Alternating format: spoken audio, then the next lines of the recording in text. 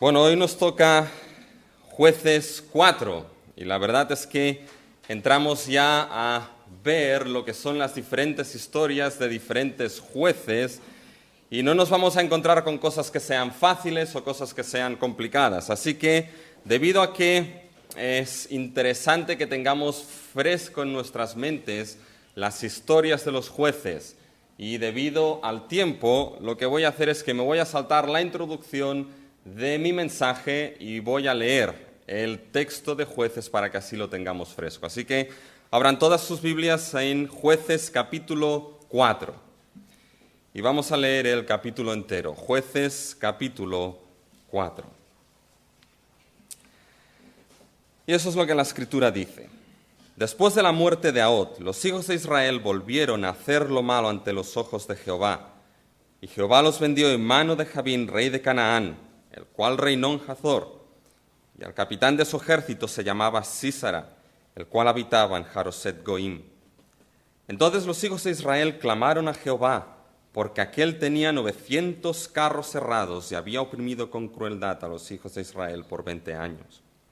Gobernaba en aquel tiempo Israel una mujer, Débora, profetisa, mujer de Lapidot, y acostumbraba sentarse bajo la palmera de Débora entre Ramá y Betel en el monte de Efraín, y los hijos de Israel subían a ella a juicio. Y ella envió a llamar a Barak, hijo de Abinoam, de Cedes, de Neftalí, y le dijo: ¿No te ha mandado Jehová, Dios de Israel, diciendo: Ve, junta a tu gente en el monte Tabor, y toma contigo 10,000 hombres de la tribu de Neftalí y de la tribu de Zabulón, y yo te atraeré hacia ti al arroyo de Cisón a Sísara, capitán del ejército de Jabín, con sus carros y su ejército, y lo entregaré en tus manos? Barak le respondió: Si tú fueres conmigo, yo iré, pero si no fueres conmigo, no iré. Ella dijo: Iré contigo, mas no será tuya la gloria de la jornada que emprendes, porque en mano de mujer venderá Jehová a Sísara. Y levantándose Débora, fue con Barak a Cedes. Y juntó Barak a Zabulón y a Neftalí en Cedes, y subió con 10,000 hombres a su mano, y Débora subió con él. Y Geber ceneo, de los hijos de Jobab, suegro de Moisés, se había apartado de los ceneos, y había plantado sus tiendas en el valle de Zahanaim, que está junto a Cedes. Vinieron pues a Sísera las nuevas de que Barak, hijo de Abinoam, había subido al monte de Tabor, y reunió Sísera todos sus carros, 900 carros cerrados, con todo el pueblo que con él estaba, desde Hazoret Goim hasta el arroyo de Cisón. Entonces Débora dijo a Barak: Levántate, porque este es el día en que Jehová ha entregado a Sísera en tus manos. ¿No ha salido Jehová de delante de ti? Y Barak descendió del monte Tabor, y 10,000 hombres en pos de él. Y Jehová quebrantó a Sísera, a todos sus carros y a todo su ejército a filo de espada delante de Barak, y Sísera descendió del carro y huyó a pie. Mas Barak siguió los carros y el ejército hasta Jaroset Goim, y todo el ejército de Sísera cayó a filo de espada, hasta no quedar ni uno. Y Sísera huyó a pie a la tienda de Jael, mujer de Geber ceneo, porque había paz entre Jabín, rey de Hazor, y la casa de Geber ceneo. Y saliendo Jael a recibir a Sísera, le dijo: Ven, señor mío, ven a mí, no tengas temor. Y él vino a ella a la tienda, y ella le cubrió con una manta. Y él le dijo: Te ruego que me des de beber un poco de agua, pues tengo sed. Y ella abrió un odre de leche y le dio de beber, y le volvió a cubrir. Y él le dijo: Estate a la puerta de la tienda, y si alguien viniere y te preguntare diciendo: ¿Hay aquí alguno?, tú responderás que no. Pero Jael, mujer de Geber, tomó una estaca de la tienda, y poniendo un mazo en su mano, se le acercó calladamente, y le metió la estaca por las sienes y la enclavó en la tierra, pues él estaba cargado de sueño y cansado, y así murió. Y siguiendo Barak a Sísera, Jael salió a recibirlo y le dijo: Ven, y te mostraré al varón que tú buscas. Y él entró donde ella estaba, y aquí Sísera yacía muerto con la estaca por la sien. Así abató Dios aquel día a Jabín, rey de Canaán, delante de los hijos de Israel. Y la mano de los hijos de Israel fue endureciéndose más y más contra Jabín, rey de Canaán, hasta que lo destruyeron. Hasta aquí la palabra de Dios. ¿Cómo se le queda a uno al cuerpo? ¿Ya? Después de haber leído la historia de Débora, Barak y Jael. La verdad es que lo que vamos a ver aquí en este texto es una gran liberación obrada por Dios, una gran salvación obrada por el único Dios que es capaz de liberar a su pueblo. Y lo que vamos a ver en este texto es cómo la liberación de Dios y en parte la semilla de la infidelidad, ese declive espiritual del pueblo, esas dos cosas empiezan a fraguarse y a cocinarse en este texto. Pero la que prima por encima de todos es la gran liberación que Dios obró a favor de su pueblo. Fíjense, este capítulo que hemos leído debemos tener en cuenta algo. Este capítulo debemos tener en cuenta que no puede entenderse solamente con el capítulo 4.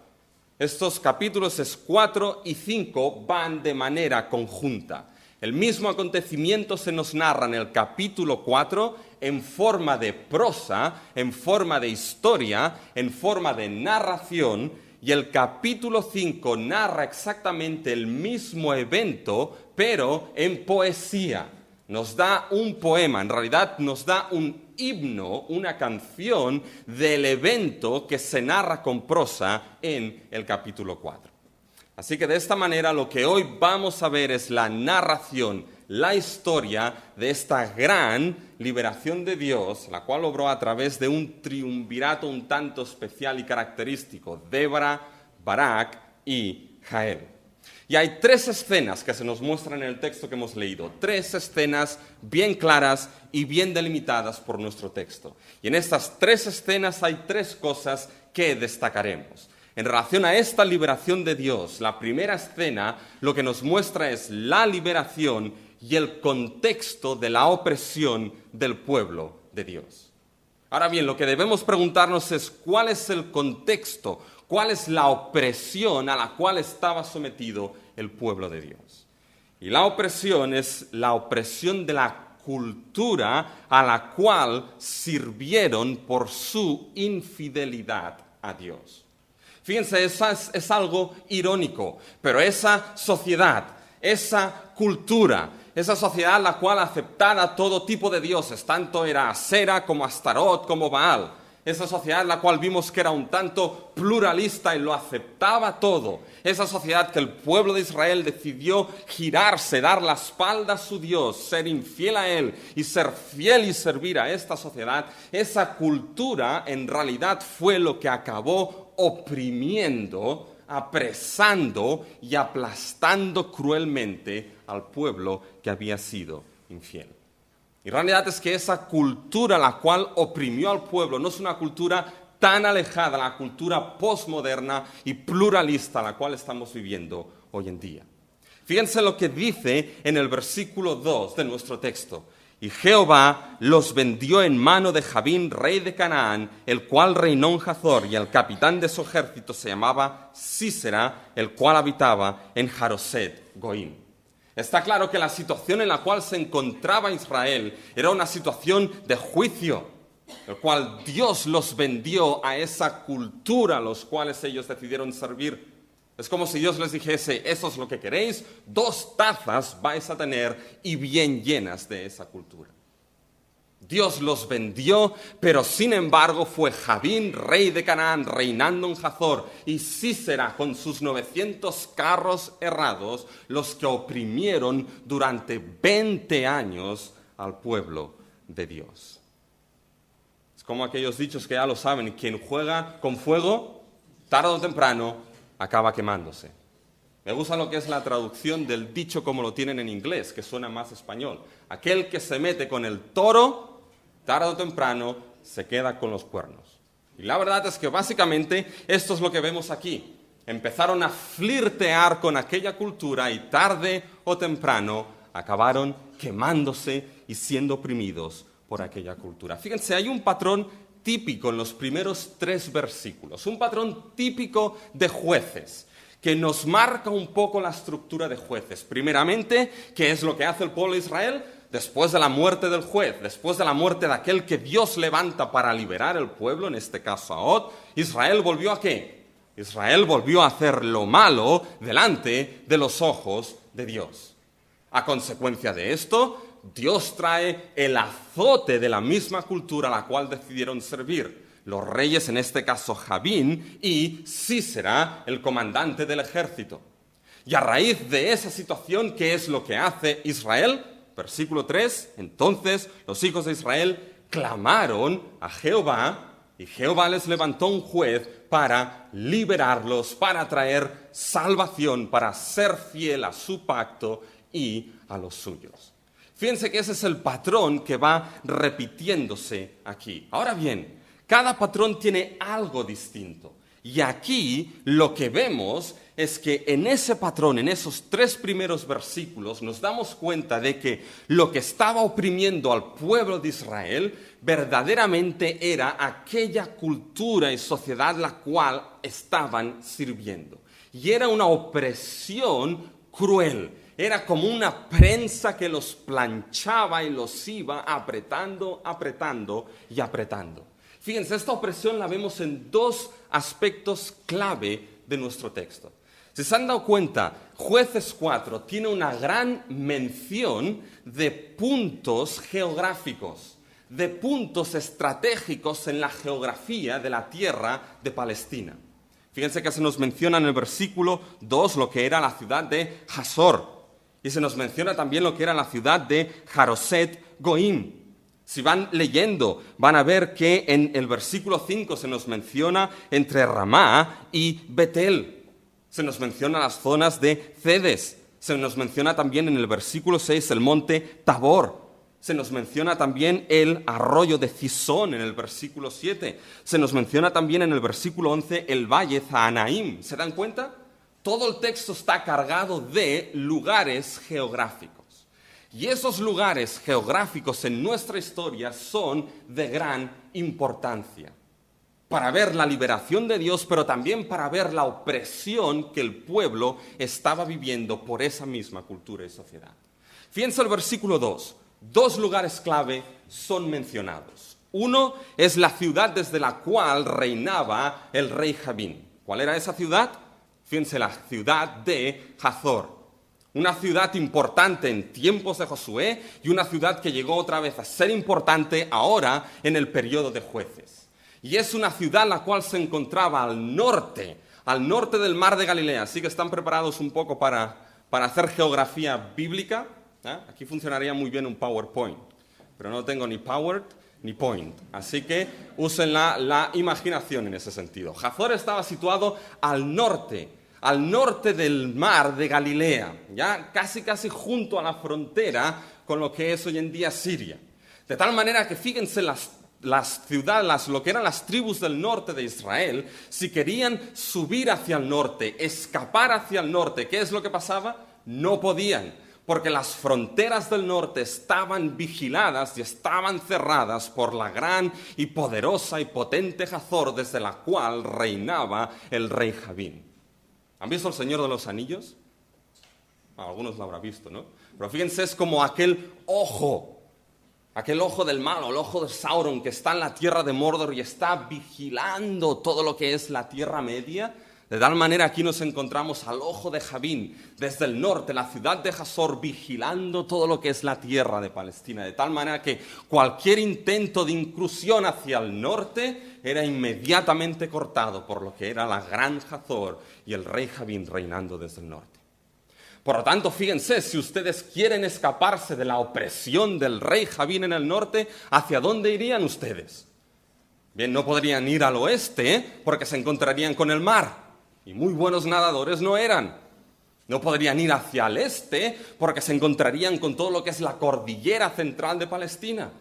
De tal manera que la única manera para escapar y llegar a los bellos, verdes y frondosos valles del río Jordán, les quedaba solamente una solución: ir hacia el sur. Pero yendo hacia el sur se encontraban que tenían que pasar por un estrecho desfiladero.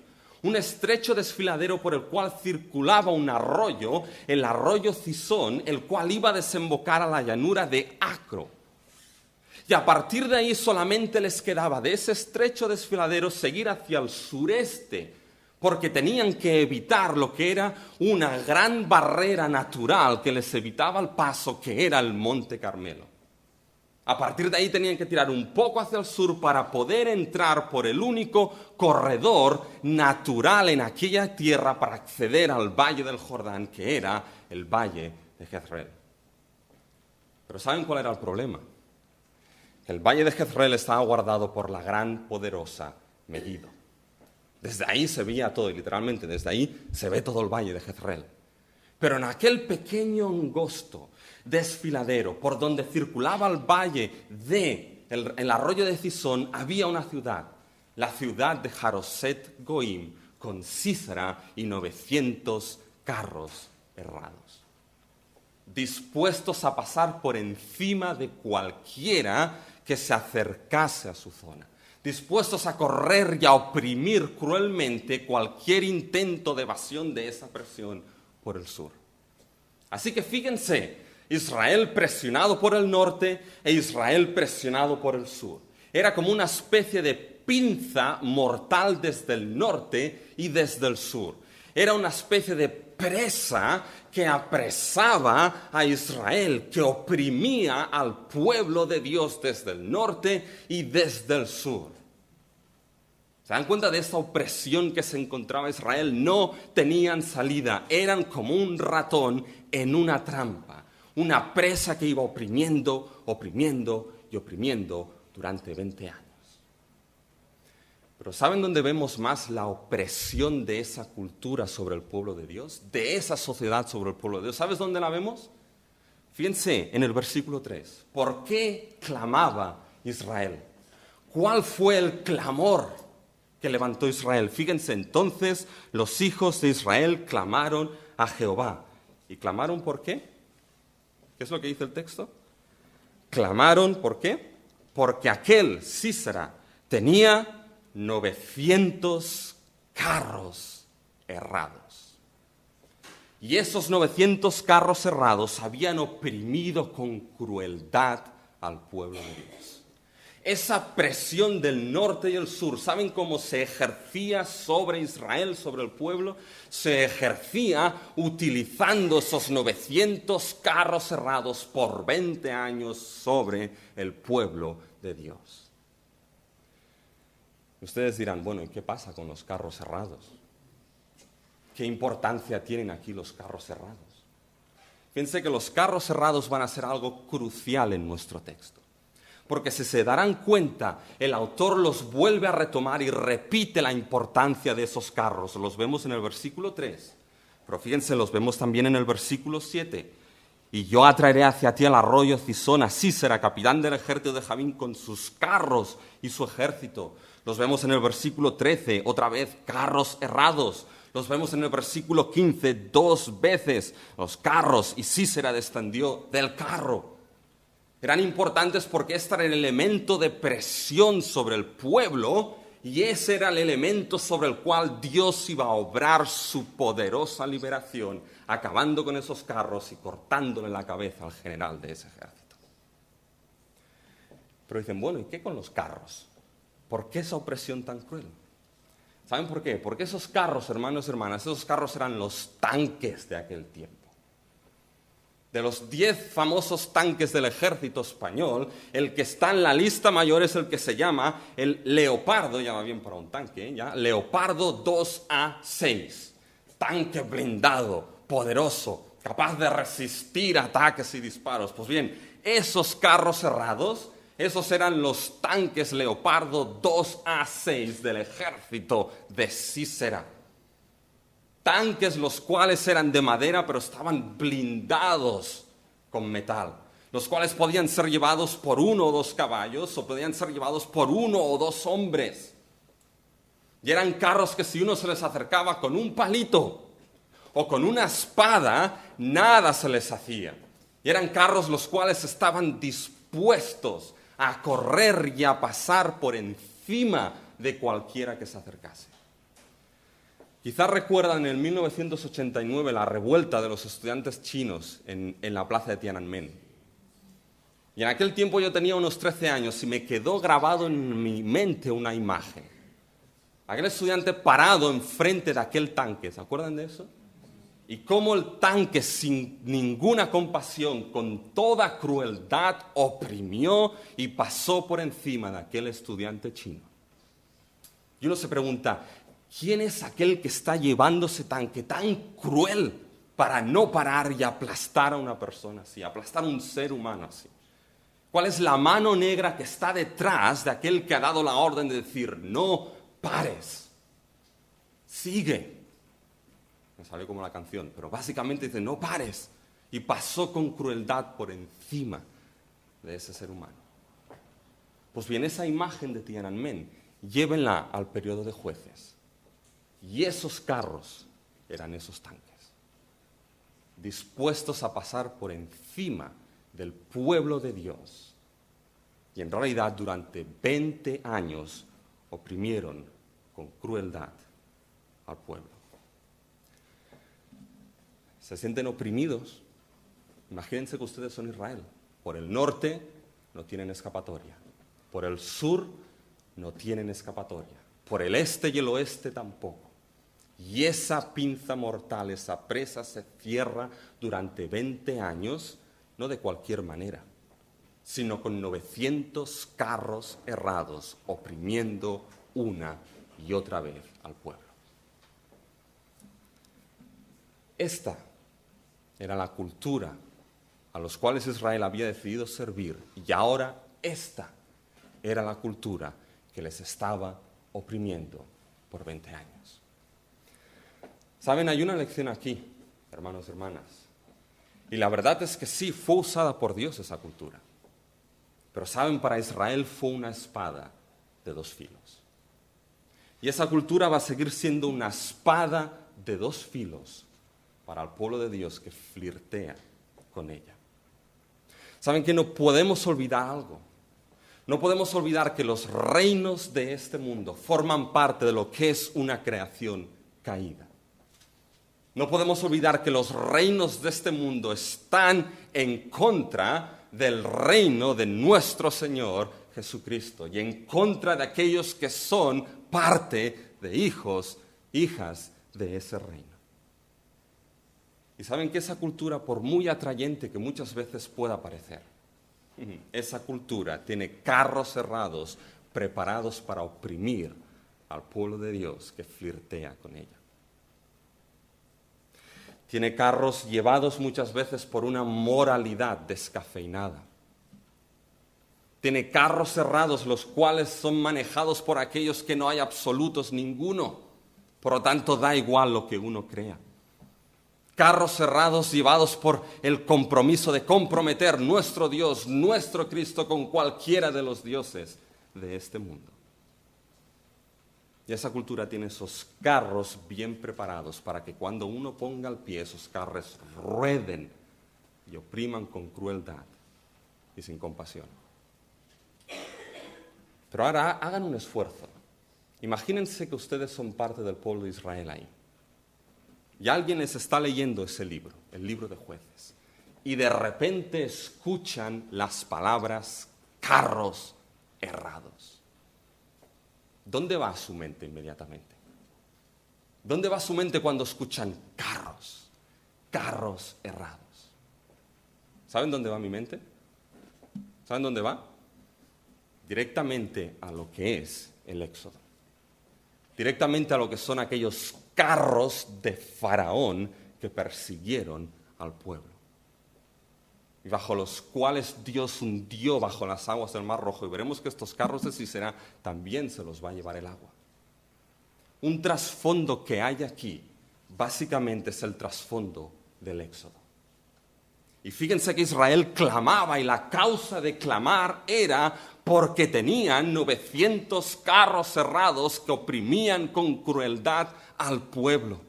Y con el trasfondo del Éxodo detrás nos damos cuenta de que clamaban por una liberación, una mini liberación, un mini éxodo similar al primer éxodo que Dios obró, a ese gran evento de salvación y liberación de Dios en el pasado que hundió a los carros de Faraón bajo el Mar Rojo. Y cuando ponemos esto en la historia de la salvación, hermanos, hermanas, ¿saben de qué nos damos cuenta? nos damos cuenta de que la liberación de Dios no solamente es de esos enemigos externos, sino también de enemigos internos que oprimen nuestra alma y nuestra vida. Ese éxodo de Egipto, esos pequeños éxodos y liberaciones en el libro de Jueces nos muestran de que el pueblo, el ser humano necesita liberación, salvación, no solamente de enemigos externos, sino del interno, de ese pecado que arruina nuestras almas delante de Dios, que nos lleva a la parte más baja de la condenación y del infierno.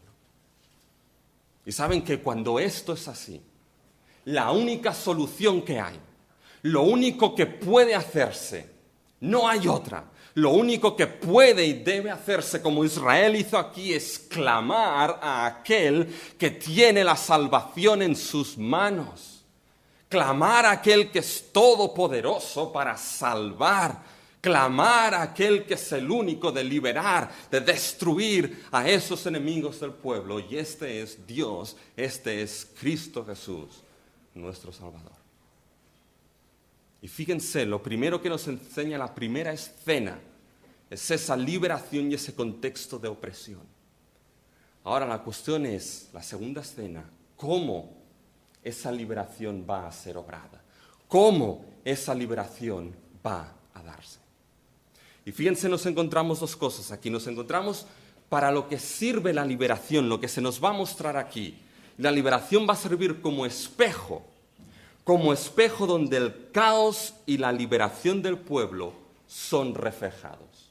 Esto lo vemos en lo que son los versículos del 4 al 17. Y fíjense, hay dos cosas primero. Primero, esa liberación va a ser como una ventana, va a ser como un espejo donde se reflejará esta situación de caos y esa liberación maravillosa de Dios. Vamos primero al caos. Fíjense, ¿dónde se ve el caos? ¿Saben dónde se ve el caos? Que estaba teniendo el pueblo de Dios ahí.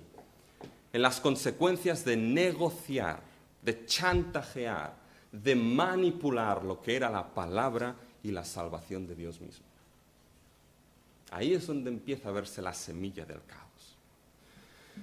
Fíjense, es curioso.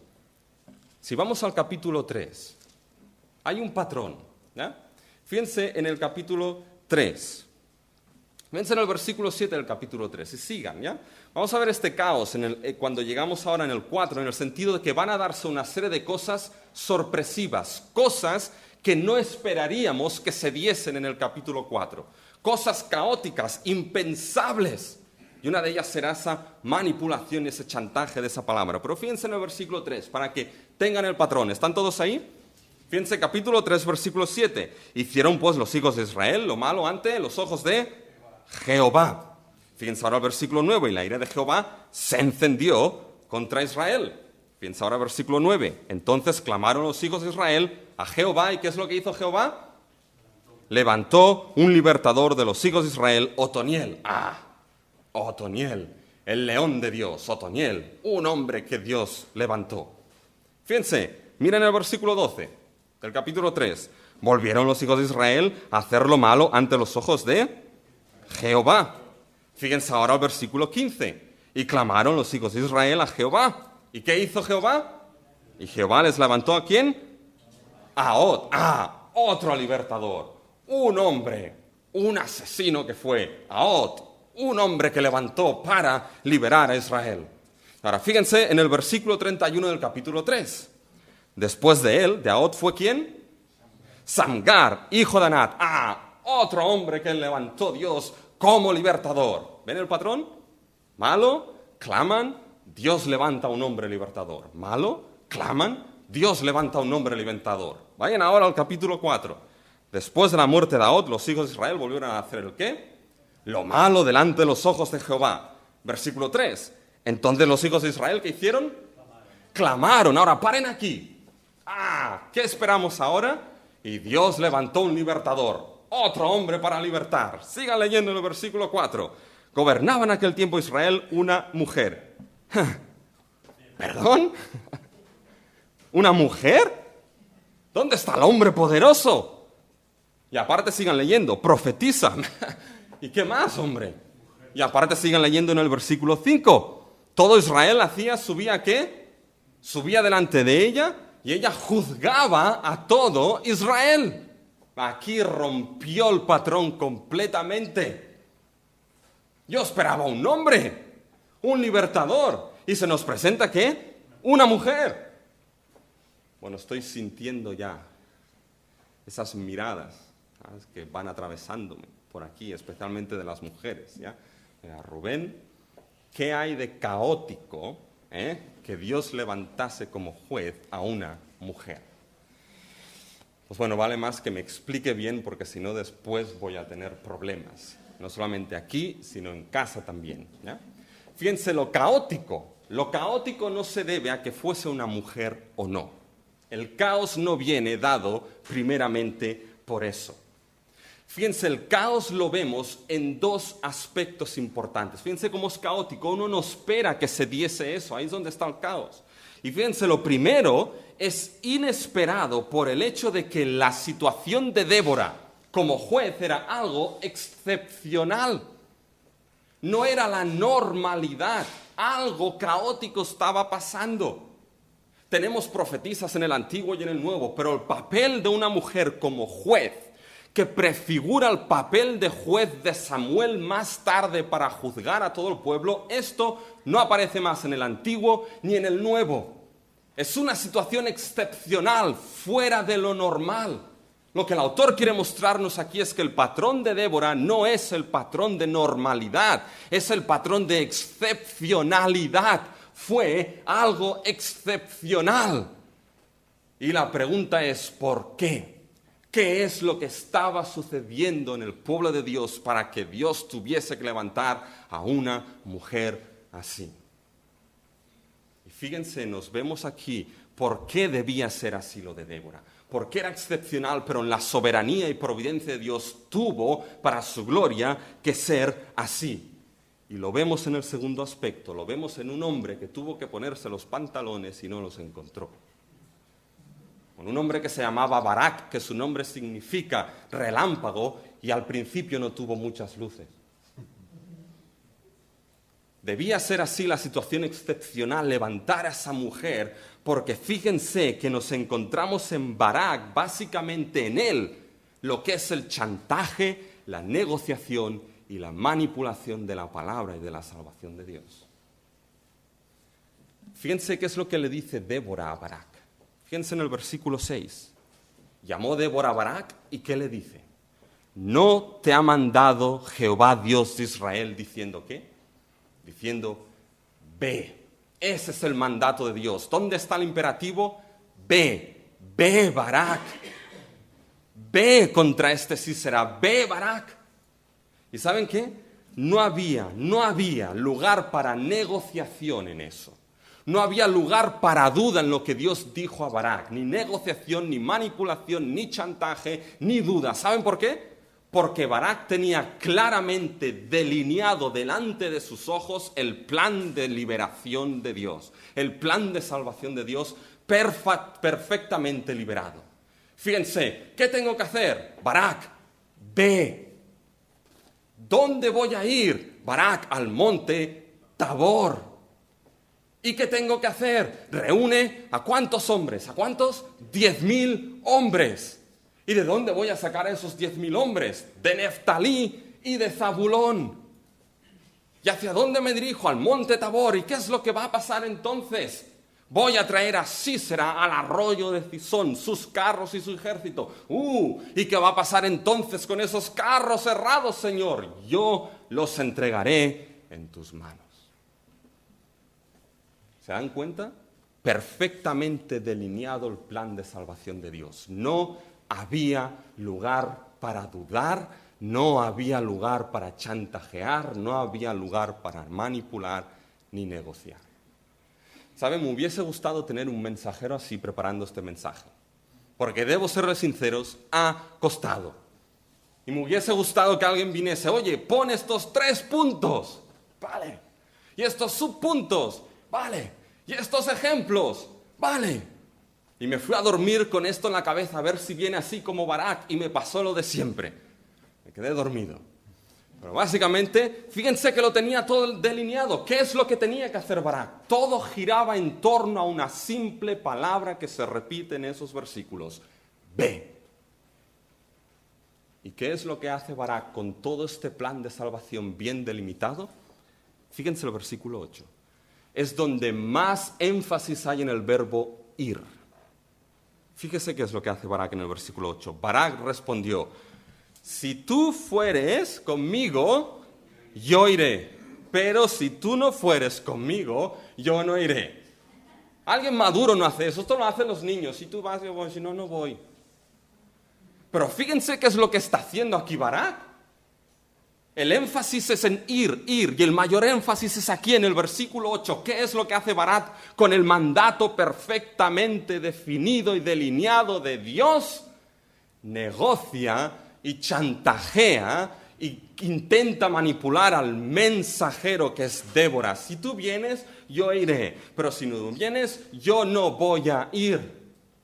Era para decirle: Barak, lo tienes todo bien claro, no hay lugar para que chantajees ni intentes negociar con lo que Dios ha dicho, con la palabra y con la salvación de Dios. No hay negociación alguna que valga. Dios así lo ha hecho, Dios así lo ha establecido, Dios así lo va a llevar a cabo a través de aquel que lo ha escogido, y en este es Cristo Jesús. Porque ¿saben qué? La pregunta aquí es: ¿qué entonces, qué concepto tenía Barak de ese Dios que le dijo ve? Porque estaba convirtiendo a Débora en un simple fetiche. Si tú vienes, pues todas las cosas van a ir bien, como los filisteos con el arca.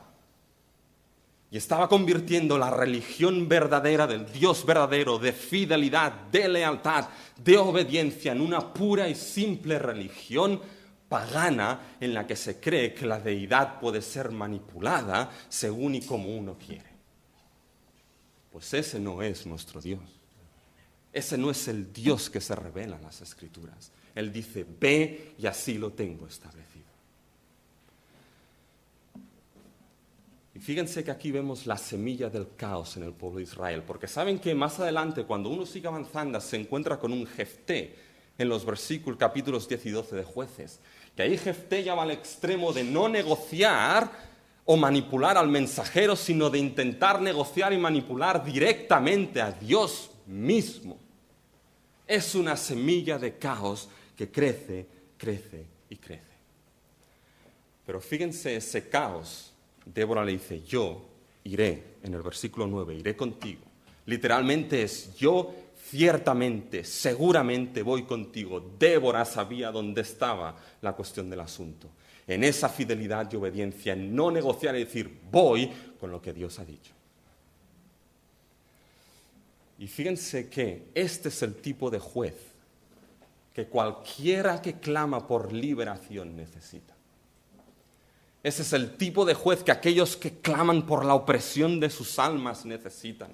Ese es el tipo de juez que el pueblo de Dios necesita. El juez que cuando Dios dijo: ve, él no negoció, sino que dijo: este es el mandamiento que yo he recibido de mi Padre, que dé mi vida y la vuelva a tomar. Y no negoció nuestro juez de jueces y rey de reyes, Cristo Jesús, sino que fue sin negociación hasta la muerte, y la muerte de cruz.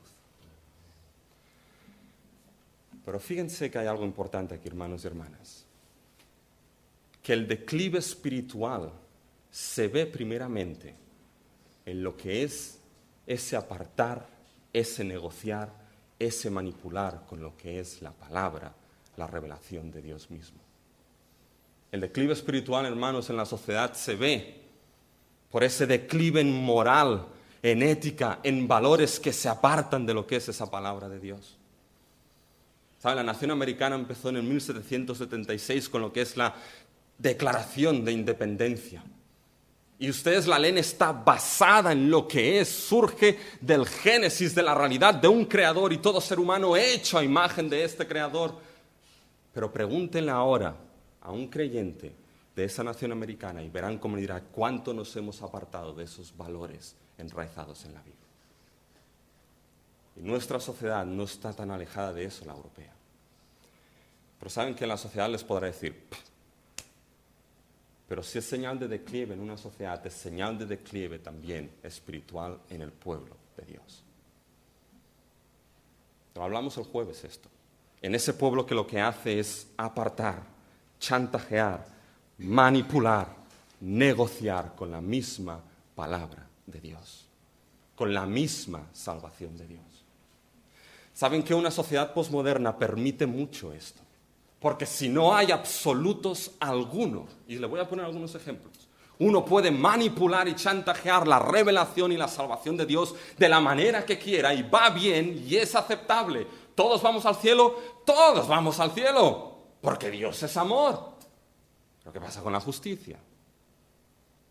¿Qué pasa con el hecho de que Cristo murió en lugar de los suyos para llevar a aquellos que Dios Padre le dio para que disfrutasen de la gloria eterna con Cristo? Al final acaba siendo que esa sociedad moldea la revelación y no a la inversa. ¿Ustedes creen que es importante que Cristo murió por nuestros pecados, en nuestro lugar? ¿Creen que eso es una verdad fundamental en nuestra salvación? Pues le diré ahora lo que esta sociedad y esa manipulación de esa palabra, y eso a veces se pone en lo que círculos evangélicos hace. No puede ser así, ¿saben qué? Porque culturalmente eso no es correcto. Es más algo de la cultura que no bíblico. Oh, pero nuestra cultura que mira mucho por los valores sociales y la justicia. No puede ser así, porque eso, ¿saben lo que sería entonces? Que el Dios Padre diese a su Hijo en la cruz. Sería un abuso cósmico, un infanticidio cósmico. Y como en la sociedad no aceptamos eso, eso no puede ser así. ¿Se dan cuenta? Y eso se va infiltrando. Y un declive espiritual no se ve muchas veces en unas grandes cantidades de pecado que uno diga, ¡ah! Al final llegan. Sino es suficiente con apartar aquello que es lámpara a nuestros pies y lumbrera a nuestro camino, que es la palabra de Dios.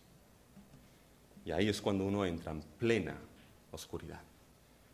Ese era el caos. Y ahora fíjense, solamente en 10 minutos acabo ya. Se estarán contentos, 10 minutos acabo ya.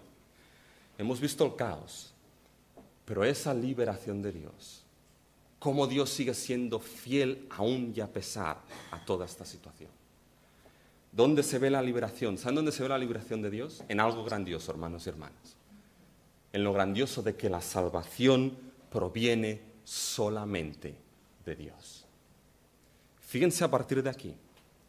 Fíjense en el versículo 12, empieza la batalla. Hay los preparativos de la batalla. Bueno, nos encontramos en el versículo 11 algo un tanto extraño. Hay un tal Heber, Ceneo, que está por ahí plantando sus tiendas. Ahora pónganse un poco ustedes en la situación. Encontramos a este hombre plantando sus tiendas por ahí, pero pónganse en la situación. La batalla se está fraguando. Vemos lo que es el fragor de la batalla. Vemos a Israel preparando lo que son sus espadas, enfundando las espadas, ciñéndose sus cintos, comprobando los escudos. Císera, por otro lado, que tenía un servicio de inteligencia grandioso, se enteró de lo que Israel estaba haciendo y empieza a preparar a sus hombres. Se oye el tintineo de comprobar el blindaje de lo que son los carros, se oye el ruido de las espadas enfundándose, se oye el tintinar de lo que son los yelmos poniéndose, se oye el ruido atronador de 900 carros corriendo hacia el arroyo Sion, llevados por la providencia de Dios, y los pasos de las tropas de a pie de Císera. Ya me mandan un mensaje, me dicen, hey, pero fíjense que en medio de ese frenesí nos encontramos un hebeo plantando su tienda. ¿No les parece extraño? Bueno, dejémoslo tranquilo porque parecía que quería estar tranquilo en ese momento. Pero fíjense, se fragua la tensión de la batalla. ¿Sienten la tensión? Y en este momento nos encontramos a 10.000 hombres de Israel en el monte Tabor, a lo alto, desde una posición privilegiada, diciendo, como a esos carros les pase algo, descendemos ahora sí, como un relámpago sobre ellos. Y en el arroyo de Sion, en ese pequeño y angosto lugar, 900 carros cerrados de Císera. Y en esa situación va Débora y le dice a Barak, ve, Barak, levántate, versículo 14, porque este es el día en que Jehová ha entregado a Císera. Y fíjense que ahí desciende Barak, Dios va como comandante delante de Israel, Y el versículo 5 que dice, y Jehová quebrantó a Sísera y a todos sus carros. La pregunta es, ¿qué es lo que sucedió allí? ¿Qué es lo que pasó? ¿Saben qué es lo que pasó? ¿Se acuerdan que el capítulo 5 también nos explica esa historia? Fíjense, vayan al capítulo 5 y miren el versículo 19. Vinieron reyes y pelearon los reyes de Canaán en Taanac junto a las aguas de Megiddo, mas no llevaron ganancia alguna de dinero. Desde los cielos pelearon las estrellas, desde sus órbitas pelearon contra Sísera. Los barrió el torrente de Cisón, el antiguo torrente, el torrente de Cisón. Marcha, oh alma mía, con poder. ¿Se dan cuenta de lo que nos está diciendo aquí en forma poética? Lo que hizo Dios fue mandar una riada que se llevó aquellos carros. Eso pasa mucho en el desierto. Puedes estar con un sol abrasador, puede estar lloviendo en las montañas, y ese pequeño torrente que no es nada, es insignificante. ¿Qué va a ser un pequeño torrente frente a 900 carros? El agua de las montañas desciende y una riada se lleva a todos estos carros por delante, hundidos como los carros de Faraón. Y créanme, carros con agua y lodo no funcionan. Son como esos poderosos camiones del París-Dakar que quedan ahí encuadrados en la arena. ¿Y qué es lo que han de hacer? No hay manera de sacarlos. Han de bajar los pilotos, empezar a cavar para sacar a los poderosos camiones. Y eso supuestamente es lo que hicieron aquí. Fíjense lo que sucede con Sísera en el versículo 16. El ejército de Sísera cayó, en el versículo 15. Y Sísera descendió del carro y huyó. Y tienes ahí a todos descendiendo de los carros, intentando sacar a esos poderosos carros de batalla. Y tienes 2 hombres por 900 carros, 1800, pero tienes 10.000 hombres descendiendo como una tormenta desde el monte Tabor. Y ahí Dios entregó a Sísera en sus manos. ¿No es grandiosa esta salvación que Dios obró? Hermanos, no hemos cantado porque grande eres tú, porque grandes ¿qué? Porque grandes son tus obras. Y hermanos y hermanas, este Dios que obró, que movió los cielos, que movió las estrellas, que hizo destilar las nubes para llevarse a esos carros, este y no otro, es nuestro Dios. Este es el Dios que es capaz de mover cielos y tierra, de hacer temblar la tierra, de hacer destilar las nubes para la salvación de los suyos. Y lo hizo de una manera grandiosa cuando Cristo murió en la cruz y al tercer día resucitó, hermanos y hermanos. Movió el cielo para esa estrella que guió donde el Salvador había nacido. Hizo temblar la tierra cuando Cristo murió para perdón de nuestros pecados. ¡Qué grandes las obras de nuestro Dios! Y lo último, bien rápido. Saben que alguien puede pensar, pero ¿cómo esto puede ser así? ¿Cómo podía hacerlo así Dios? ¿Por qué de esta manera? La última escena, la fuerte, la que nos muestra a Jael clavando la estaca en la sien, nos muestra que la liberación de Dios no sigue convenciones humanas, sino que sigue el plan divino. Fíjense, huye Sísera. Y Barak, otra vez sin muchas luces, se va para el otro lado. Pero fíjense que en el versículo 17 Sísera huyó a pie a la tienda ¿de quién? ¿Mujer de quién? De Geber. Aquí está el de la tienda. Aquí está el que plantaba tiendas tan tranquilito. Uno dice, ¿pero qué haces, hombre? ¿Por qué la estás plantando? Pero en el plan y diseño de Dios esa tienda tenía un rol, un papel importante. Nada escapa al plan de Dios. Nada escapa, ni Sísera mismo, la cabeza de ese ejército atronador con crueldad oprimía, no va a escapar. Y llega Sísera a la tienda, y ahí está Jael. Y como el canto de una sirena que te atrapa y después, ¡plash! Ahí les desperté. ¿Qué es lo que le dice? Fíjense el versículo 18. Ven a mí, Señor mío, ven a mí, no tengas temor. Digo que era como un canto porque cuando uno lo lee en hebreo suena como una cancioncita. Ven a mí, no tengas temor. Va allí, lo cubre, le da leche Va Sisera y le dice, si alguien viene a la puerta y te dice, fíjense en el versículo 20, ¿hay aquí alguno? Literalmente es, ¿hay algún hombre aquí? Hay mucha ironía. La cuestión es decir, sí, hay un hombre aquí, pero ya no eres ni hombre. ¿Ya? Tú dile que no. Vale. ¿Y qué es lo que hace Jael? Coge la estaca de la tienda. Coge un mazo en su mano. Va tranquilamente donde está Sisera y pata. ¡Pam! En la sien le planta lo que es la estaca. Y después, como los policías en las películas que siempre llegan tarde, llega Barak. Llega ahí. Y sale Jael y dice, ven, mira, entra. Fíjense el versículo 22. Ven y te mostraré al varón que tú buscas. Y entró donde ella estaba, y aquí Sisera yacía muerto con la estaca por la sien. ¿Saben qué? Esta historia es paralela a la de Ahot. ¿Se acuerdan aquel que clavó la estaca en ese rey bien gordo?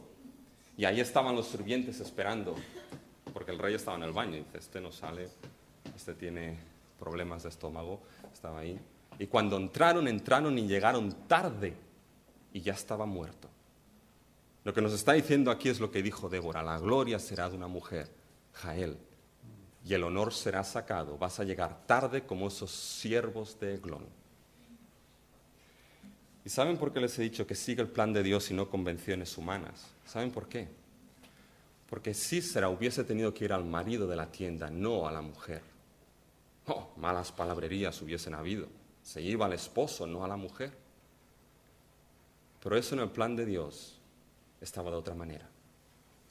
Y esa mujer acabó machacando la cabeza de aquel que era el enemigo de Dios. Hoy, ¿cómo suena aquí Génesis 3:15 cuando Dios dice, pondré enemistad entre ti y la mujer, entre su simiente y su simiente? Ella te herirá, te herirá en la cabeza y tú en el calcañar. Y aquí vemos que cuando uno estira la cuerda, la simiente de esa mujer que acabó con la cabeza del enemigo de Dios es Cristo mismo. Aquel que en aquella cruz y en su resurrección clavó la estaca en la cabeza de los enemigos del pueblo de Dios, el pecado, la muerte, y dio vida eterna, perdón y salvación, hermanos y hermanas. Saben, el mayor escollo muchas veces cuando alguien se acerca a Cristo es que la salvación no va con convenciones humanas. ¿Cómo por gracia? ¿Cómo puede ser por gracia sin yo merecerlo me es dado? ¿Cómo por fe que solamente crea y no tenga que hacer nada, algo voy a tener que hacer? ¿Cómo un Cristo muerto y resucitado? ¿Cómo es posible esto? Locura para unos, tropezadero para otros. Pero Dios dice, esta es la salvación que yo establecí. Y sigue siendo la manera en cómo Dios salva a los suyos. Ese juez de jueces, rey de reyes, que murió y resucitó para gloria de Dios y vida eterna de los suyos. Acabamos en oración, hermanos y hermanas. Señor y Padre nuestro, al final, Padre Celestial, de esta historia, si tú utilizaste a Débora, a Barak, a Jael, moviste los ejércitos de Sisera, Señor, para llevarlos al punto, para ser barridos como barriste los carros de Faraón. Pero al fin y al cabo vemos que solamente hay un único Salvador. Tú fuiste aquel que entregaste a Sisera en las manos de Barak. Tú fuiste aquel que obró la salvación y liberación de los suyos. Y a ti, Señor, alabamos, y a ti, Señor, levantamos nuestra voz, porque tú y solamente tú, Señor, eres aquel que ha obrado la salvación de tu pueblo. Por lo tanto, tú eres el único de recibir gloria, honra y poder. Y gracias te damos, Señor, porque tú un día nos diste el don de la fe. Porque sabiendo, Señor, que tu salvación no sigue, Señor, conveniencias, Señor, humanas, sino tu plan, hubiese sido imposible para nosotros entenderlo y aceptarlo. Pero tú nos diste el don de la fe. Tú nos diste la salvación en Cristo Jesús. Alabado seas, Señor. Alabado seas en el nombre de Cristo. Amén.